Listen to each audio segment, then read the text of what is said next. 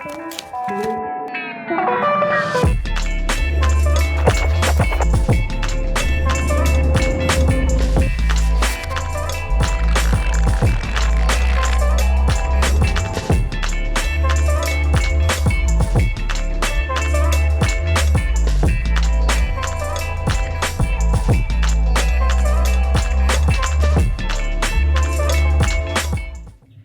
how's it going everybody? My name is Jaden and today I'm going to be going over how to take a cinematic video of a card pack. I'm going to be walking you guys through the filming as well as the editing aspect of this, so I hope you guys enjoy this video. This entire video was shot on the Sony A6400 with the 50mm 1.8 prime lens because it gives a really sharp image. The center of attention for this video is going to be the limited edition Star Wars card pack by Theory 11. If you're into Star Wars or playing cards in general, I highly recommend that you check these out because they make really cool packs with unique artworks on all their main cards. For the first shot of the video, we want a static shot so that the viewer can see the card pack.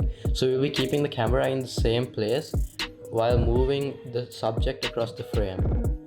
Just to spice things up, we hop into After Effects and I use a text preset that I downloaded off the internet that I'll link down below. After merging the two clips, I masked out this corner of the box to give a 3D effect. And for the second shot, I wanted to get creative with it, so I wanted to have a dynamic shot where we throw the card pack up in the air and have the camera move along with the card pack. So the result of that, after trying about a few hundred times, was this. 1, 2, 3. 1, 2, 3. 1, 2, 3. After some speed ramping and sound effects, that shot turned out like this. For this next shot, this is exactly where the beat drops. So we want something loud, we want something extravagant. So I decided to basically have the cards fly all over, like this sort of.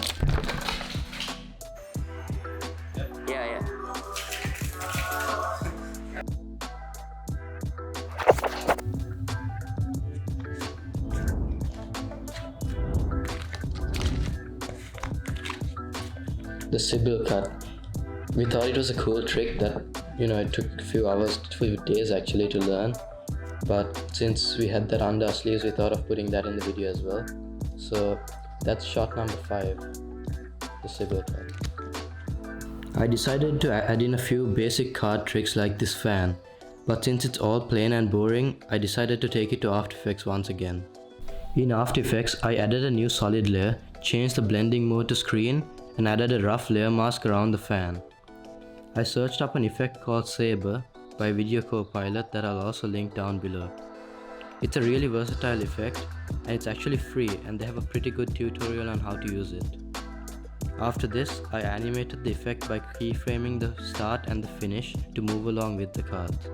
This exact same process was done for this other shot. You want to have more dynamic shots in your video. This is so that the viewer can follow the movement of the card pack and it gives a more professional vibe to your video. For example, this clip from my Lambo video. The camera moves from left to right as well as up to down at the same time. It gives a sort of parallax effect that looks more professional than if you would just to pan left to right. This shot was taken keeping this idea in mind. I rotated the camera roughly 270 degrees and all the way back, but the number really doesn't matter. The goal is to move the camera along with the subject.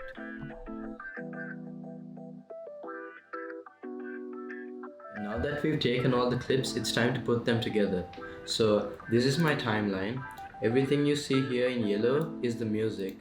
Everything in dark green that you see here are sound effects, and all the clips that you see here in pink are adjustment layers. Adjustment layers are how I've done my color grading. So instead of just adding changes to the actual clip itself, I put an adjustment layer on top so that if something goes wrong, I could just scrap out that adjustment layer and then start over. Majority of this timeline is basically just putting the clips one after the other. I was talking about time ramping with this second clip, and that's exactly what I've done here with the pen tool. If you want to learn about time ramping, there are so many videos on YouTube. that you can find. I won't be going into that detail in this. It's just a general overview of my timeline. And this pink one over here is everything I've replaced as an After Effects composition. So that's right clicking on the clip and going to replace with After Effects composition.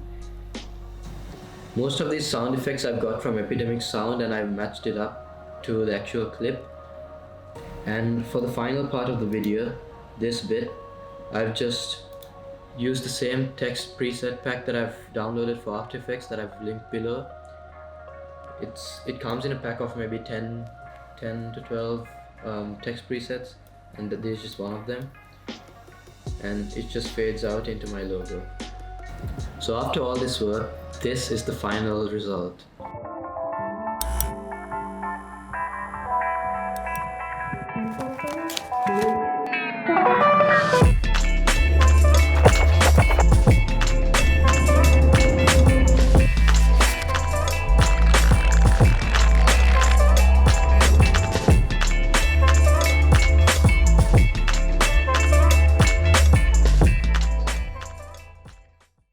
Okay, so we reached the end of this video. I hope you guys learned something about my process and how I make videos like this.